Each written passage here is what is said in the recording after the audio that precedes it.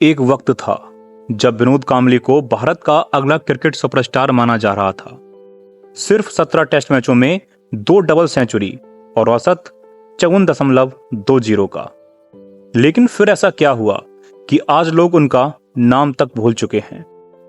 लोगों के दिल में यह सवाल उठता है कि विनोद कांबली का करियर इतनी जल्दी क्यों खत्म हो गया।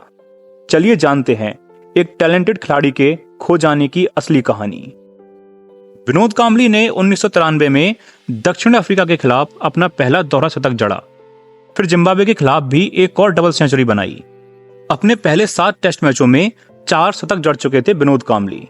इतना टैलेंट, इतनी क्षमता, लेकिन फिर भी करियर सिर्फ 17 टेस्ट मैचों तक क्यों सिमट के रह गया। तो देखिए दोस्तों, जब आप टीम इंडिया का हिस्सा बनते हैं तो सिर्फ टैलेंट ही नहीं, अनुशासन और सही रवैया भी जरूरी होता है। कांबली का मैदान के बाहर व्यवहार उनके करियर के लिए जहर साबित हुआ। वो प्रैक्टिस मिस करते थे, पार्टीज में शामिल होते थे और क्रिकेट को लेकर गंभीरता की कमी साफ नजर आती थी विनोद कांबली के अंदर। प्रैक्टिस की बजाय मौज मस्ती में ज्यादा ध्यान देने की वजह से धीरे धीरे उनका फॉर्म गिरता गया। 1965 के बाद उनकी परफॉर्मेंस औसत हो गई और ये तो आप जानते हैं कि भारत जैसी बड़ी टीम में जगह बनाए रखना आसान नहीं होता, वो भी तब जब आप लगातार अच्छा ना खेलें। इसके साथ साथ उनकी फिटनेस भी उनके करियर के लिए एक बड़ा रोड़ा बनकर रह गई। चोटों ने उनका आत्मविश्वास और प्रदर्शन दोनों को प्रभावित कर दिया था। कांबली ने एक इंटरव्यू में कहा था कि उनके करियर के अंत के पीछे थोड़ी बहुत चयन में राजनीति भी हुई है। उन्होंने कहा था कि उन्हें वैसा समर्थन नहीं मिला जैसा उनके बचपन के दोस्त सचिन तेंदुलकर को मिला।